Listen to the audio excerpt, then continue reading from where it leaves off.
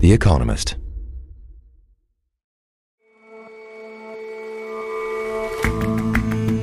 Hello and welcome to The Intelligence from The Economist. I'm Rosie Blore. And I'm Jason Palmer.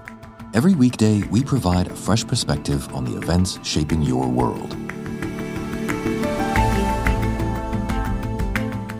Latin America is the world's pipsqueak when it comes to trade, both within the region and exporting outside it. We look at the myriad of reasons behind its underperformance, from politics to plain old topography. And have you got a pile of unread management books beside your bed? It might be time to concede defeat. For the best advice on how to lead, our correspondent recommends some notable works of fiction.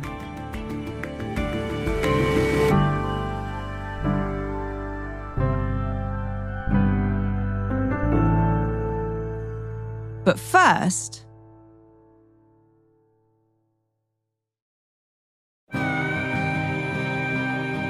I'm in Milwaukee, Wisconsin at the Republican National Convention, and it's Wednesday night. It's almost 11 p.m. J.D. Vance just finished his first big address as the vice presidential candidate. Adam O'Neill is Washington correspondent for The Economist. When he came out, it was not the kind of pandemonium that we're going to be expecting from Donald Trump. Thank you. Please. But clearly people were excited. They were chanting. The Ohio delegation got a little bit rowdy. J.D. Vance, of course, is a senator from Ohio, and being sort of quick on his feet said, "Oh, calm down, Ohio. We also have to win Michigan." We're going to chill with the Ohio love. We got to win Michigan, too, here, so... There is a big rivalry between those two states, and so it was sort of a light moment to start off the speech, and he kind of just went from there. Tonight is a night of hope, a celebration of what America once was, and with God's grace, what it will soon be again. A CNN poll last month showed that 56% of Americans don't even know who J.D. Vance is. So this was J.D. Vance's real first opportunity to say, hey, this is who I am, this is my story, this is how I think about the world, and this is why I support Donald Trump and why I'm running for vice president. So, Adam, do tell us, who is J.D. Vance and what did we find out about him in his speech? J.D. Vance very much grew up in the poor white working class. His mother was struggling with drugs. He was raised by his grandmother. He joined the Marines. He served in Iraq. After he got out of the Marines, he went to the Ohio State, graduated early, went to Yale Law School where he met his wife. And in 2016, he wrote a best-selling and very well-reviewed memoir about growing up and telling this life story. And that had made him a bit of a mini celebrity 8 years ago.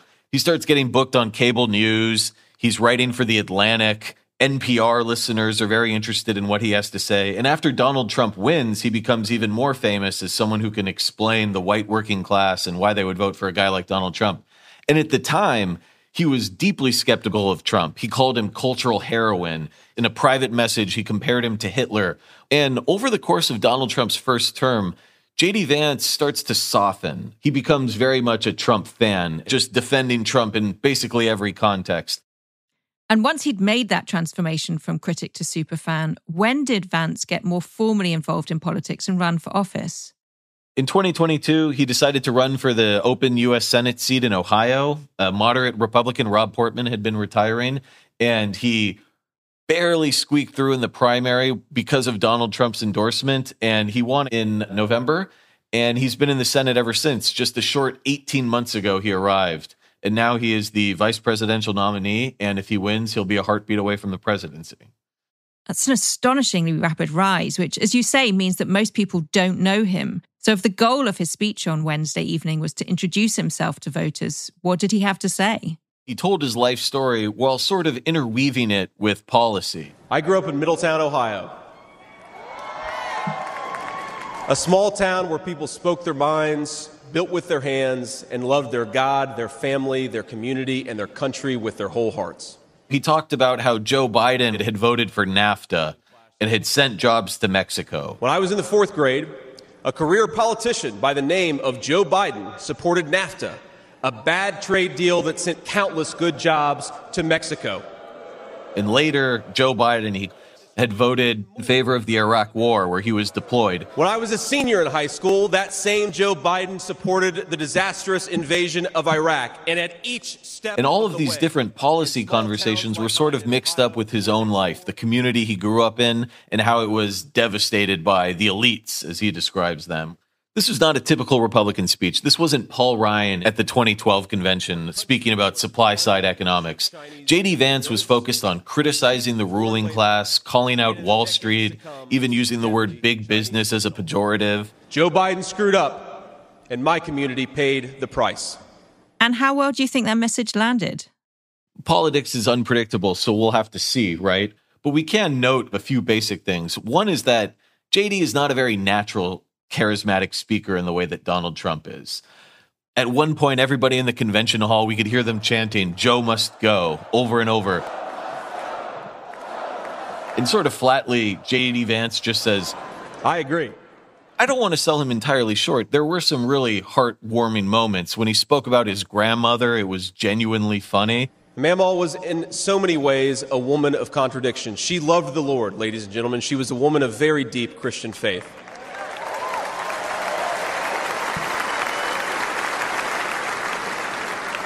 But she also loved the F word. I'm not kidding.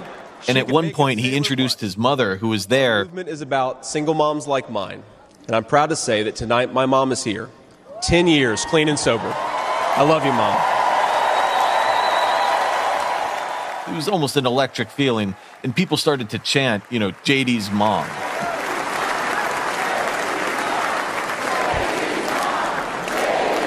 It was the kind of made-for-TV moment you've come to expect at these sort of conventions.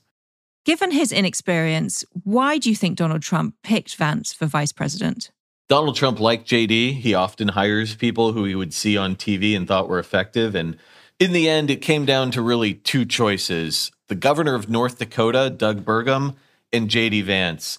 And at the last minute, Donald Trump's oldest sons, as far as I understand, stepped in and said, Dad, you got to go with JD. That makes me think that we don't really know what sort of a VP Vance might make. Well, J.D. Vance has a pretty thin record, right? He's been in elected office for 18 months. He's only 39 years old. But we know that he's much more economically populist than even Donald Trump, and he's much more isolationist than even Donald Trump. But looking beyond Trump, and let's say they win in November, which appears increasingly likely, J.D. will be the immediate 2028 frontrunner. And he's someone who took MAGA as an idea, as an ideology, and tried to lay an intellectual foundation for it. Donald Trump kind of goes by instinct and gut. Some people say he's often persuaded by the last person he talked to. J.D. Vance is very different. He has well-formed and thought-out ideas, and he wants to build a new kind of GOP coalition, one that's more friendly to unions, one that's more skeptical of Wall Street, one that's not necessarily isolationist, but certainly very skeptical of American involvement in the world in a way that the GOP wasn't in the past. If everything happens the way he would like it to, he'll be influencing the party for decades to come. You mentioned the coming decades, but of course, turning back to the events of this week, the choice of VP happened just days after the assassination attempt against Donald Trump. How do you think that might have affected the VP pick or the convention more broadly? I think that most folks fully expect Donald Trump to survive if he wins and to be around for, beyond his 4 years in office. But when a bullet passes just a few millimeters from your brain, it really highlights the importance of having a vice presidential choice who, one, is ready to be president, and two, who they trust ideologically to be true to Donald Trump and his vision of politics and policy. And my colleague, Stevie Hertz, spoke to a few different people around the convention about this subject. J.D. Vance became the obvious choice after what happened Saturday. Why do you say that? Because J.D. is what I would call pure MAGA.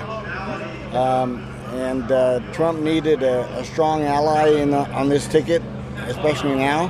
He's going to do very well to propel the Republican Party forward in the next generation, which is my generation. He's just a little bit younger than me. You've described in J.D. Vance quite a conservative figure. Trump could have picked a moderate. Particularly after the assassination attempt, Trump said that he would try to strike a more unifying message. Did we see any of that in Vance's speech? J.D. Vance has been a pretty divisive figure in the party and in the country leading up to his nomination, but he struck a more unifying tone in his speech, saying that we're not going to agree on everything, but the party's a big tent, and actually disagreement is good and healthy.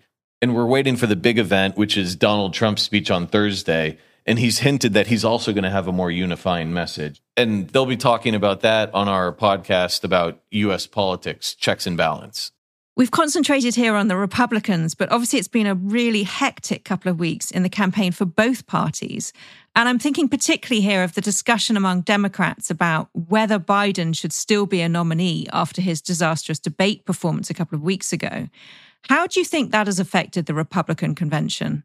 There's so much chaos. Biden has COVID, for example. The Republican convention, they've been knocking Joe Biden the whole time, but it's entirely possible that a month from now, they'll have been knocking the wrong guy. It'll be interesting to see how they have to adjust their message, given how all of the chaos on the Democratic side plays out. Adam, thank you so much for your time. Thanks, Rosie. Don't forget to listen to the third episode of our new podcast series out today.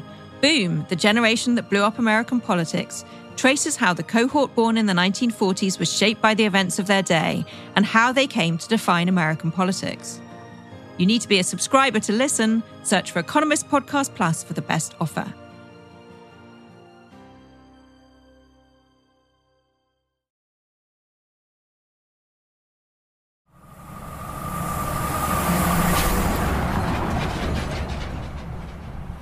I recently traveled to the border between Argentina and Chile, right high up in the Andes. Kinley Salmon is a Latin America correspondent for The Economist. I was there to sort of look at trade within Latin America and what might be holding it back. And those problems, just from driving up, were pretty clear. This crossing is the busiest trade crossing between the two countries. Creaking down the road as I drove up were lorries full of cars, almost certainly made in Brazil, that were trying to get through Argentina and into Chile. There were hairpin bend after hairpin bend. 4 times all these lorries, grind to a halt, and there's workers trying to repair the road, which gets sort of badly bashed up with snow and ice and rockfalls. And the delays are super long. Drivers just hop out and have a smoke while they're waiting to try and get across this pass. I later chatted with an Argentine truck driver up in the top of the pass at the Chilean customs facility, and he told me that the delays in customs on the Argentine side in particular can be very, very lengthy. Este lado mejor que el lado argentino. ¿Sí? Sí, ¿Por qué? más rápido. ¿Cuál es la diferencia? Más rápido. Ahí qué pasa. No hay demora. Sí. Obviamente es lógico que cuando I was there just before the worst of winter hit, but in winter things get tougher still. Snowfall, ice, and rocks make the crossing so dangerous that it only operates for 12 hours a day. And actually for about 40 days of the year, the crossing just shuts altogether. esta fecha, ahora en el invierno, en julio, Sí. junio ya se empeora. ¿Qué pasa? ¿Con mucho más tiempo o simplemente que se cierre? ¿Cuál es el problema? Oh, se corta el paso. Sí. Y después venimos. This, in a way, captures one of the striking things about trade in Latin America, that there's just far less trade between countries in Latin America than one would expect. And there are lots of reasons, not just that perilous crossing. So when you say that there is less trade than you would expect, let's put some numbers to it. The outlier, of course, is Mexico, which trades a lot with the US. But if you strip that out, the rest of the region does particularly poorly. Looking at South America, for example, if you look at exports plus imports as a measure of trade, that's only worth about 30% of GDP. And in other emerging markets, that number's about 50%. Trade within the region, from one country in Latin America to another, is even worse, really strikingly so. Only about 14% of Latin America's trade in goods occurs within the region. That's the lowest figure for any region in the world, lower even than sub-Saharan Africa, for example, which is much poorer. And all this kind of matters. Low trade in general is a problem. Richer places tend to trade more. Trade helps to boost economic development. Not everyone is as worried about low levels of trade within the region, but I think there really are some reasons to be concerned about that. So before we get to the reasons, then let's look at the mechanism behind this. Why is the regional trade so low? In recent years, there's been just a really big focus on selling into China and further north in Latin America into the United States.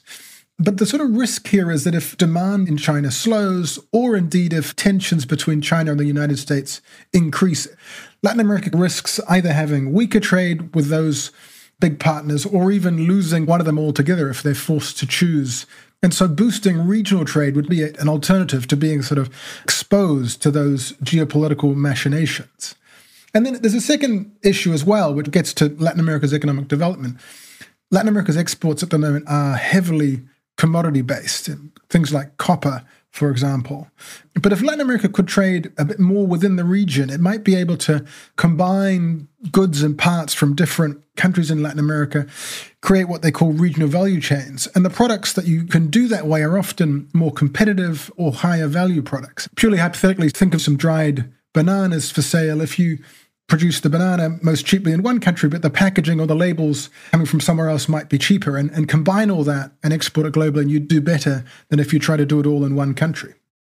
So all of that makes tons of intuitive sense. It makes you wonder why that isn't already happening then. There are three big reasons that you can see for why this isn't happening. One of them is what they might call structural. And one of the issues is just that Latin America wants to consume sophisticated products. They want televisions and computers, and they don't really produce those. So they end up having to get them from outside of the region rather than buying them from each other. Another structural issue in a way is that lots of countries just produce and export the same things. I mean, both Chile and neighboring Peru's biggest export is copper. And so it's pretty unlikely that Chile is ever going to sell much copper to Peru. And then the last thing is just the geography of the place.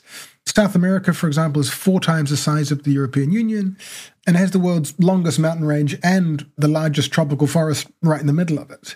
And the infrastructure isn't good enough, really, to deal with that geography. The IMF reckons, albeit in a fairly rough model, that reducing the gap between infrastructure in Latin America and the quality of infrastructure in rich countries by about half could lift exports by as much as 30%. Okay, so that's the structural stuff, but what about the policy end of things that you mentioned? At first glance, the sort of policy doesn't look too bad. You know, about 90% of intra-regional trade is tariff-free. But this hides some of the bigger issues. It hides, for example, the trade that isn't happening in the first place because of those remaining tariffs. There's also some sort of big misses. There's no proper preferential trade agreement between some of the region's biggest economies, like Mexico and Brazil, for example. You know, and then a lot of this trade is based on bilateral agreements between one country and just one other country. And so that makes it, again, harder to source the parts for your product from the cheapest countries possible.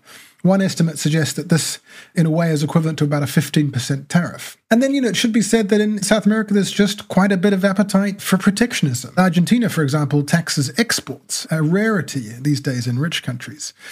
There are some blocs that have attempted to solve this. One called Mercosur is meant to be a customs union between Argentina, Brazil, Paraguay, and Uruguay.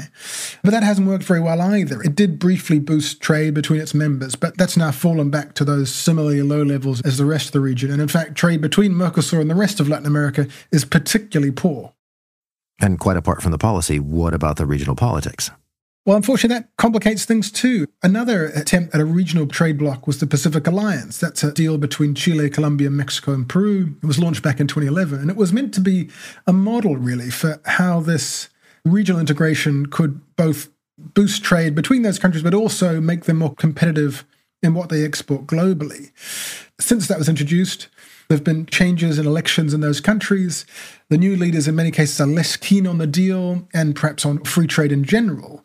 And just straight-up political spats have gotten in the way too. I mean, Mexico refused to hand over the presidency of the alliance to the president of Peru, claiming she wasn't fully legitimate after a bunch of political machinations in Peru. Put that all together, and the Pacific Alliance is probably at its lowest point since it was founded. So having gone through all of this, the odds seem to be really strongly stacked against there being more regional trade. Is there anything that can turn all of this around? There are ways to overcome some of these problems, and plenty of those ways are certainly easier than trying to move the Andes. The part of global trade that's actually expanding fastest is services. And that's much less hit by Latin America's geographic issues. You can fly over the Amazon in a plane and go and sell consulting services in Brazil if you're from Chile without too much difficulty. And some of the overlap in goods, you know, we talked about how Peru and Chile both produce copper and export it. Well, that can even be an advantage in services trade. If you're a Chilean mining engineering firm, the fact that Peru has also got copper mines is a great opportunity rather than a problem.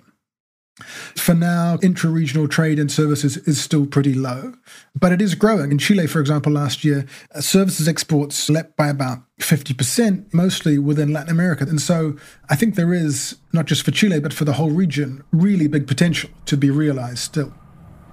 Kinley, thanks very much for joining us. Thank you.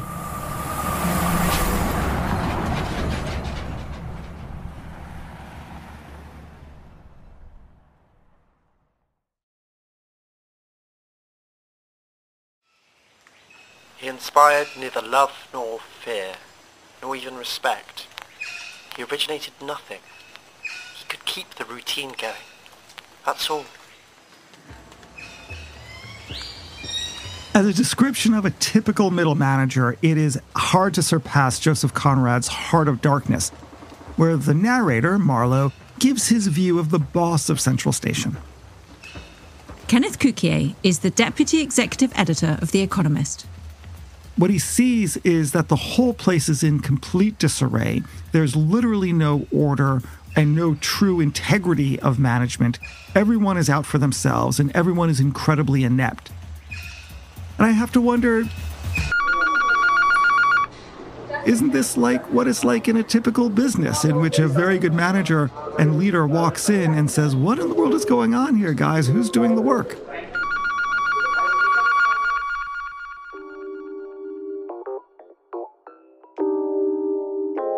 Business books are a dime a dozen, and a lot of them hit the bestseller list for lots of managers who want to get better at leading, at motivating others, of navigating the intricacies of their field. But they're really rather dreary.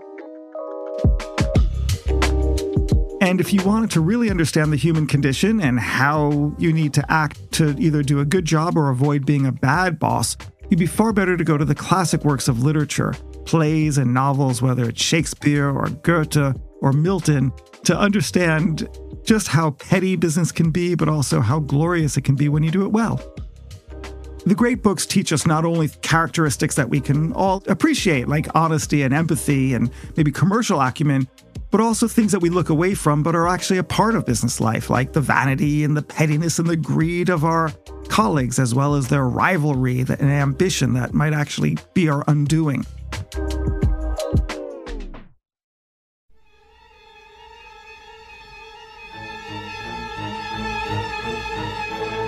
So if you think of what leadership entails, the first thing that a great leader leads is a good mentor. And is there any better than Virgil in Dante's Inferno? He guides the main character, Dante, through hell and purgatory. He points out the dangers, he gives advice, he rebukes him on occasion, but finally withdraws when his charge is ready to ascend to the highest rungs of the immortal world.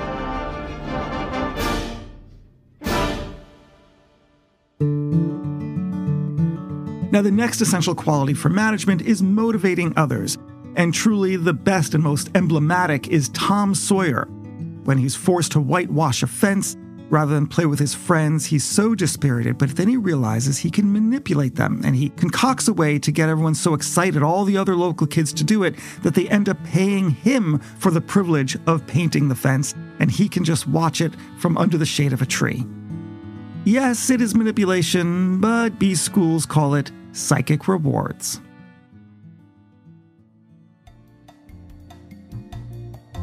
Many aspects of office life are captured in great books. For navigating HR, pick up Joseph Heller's Catch-22.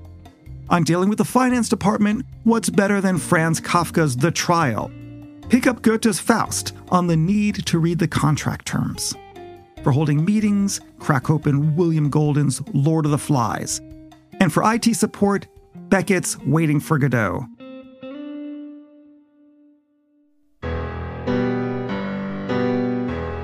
Now, the frenzy of business is often simply a comedy, and sometimes, sadly, it's a tragedy, and Shakespeare is a font of wisdom.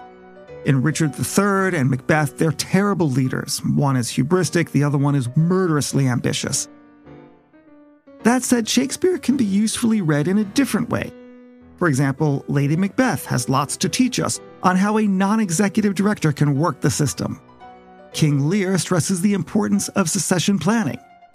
Hamlet reminds us to make decisions quickly. Now, Othello might remind executives to choose their personal assistants carefully, though conversely, his aide Iago brilliantly instructs how to deceive, manipulate, and dispatch the boss.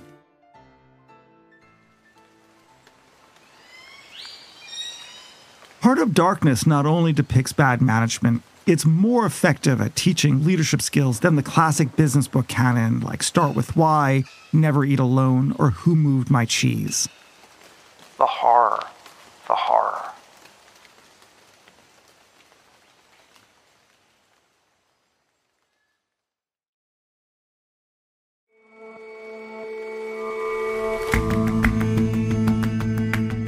That's all for this episode of The Intelligence. Let us know what you think of the show. You can get in touch at podcast@economist.com. We'll see you back here tomorrow.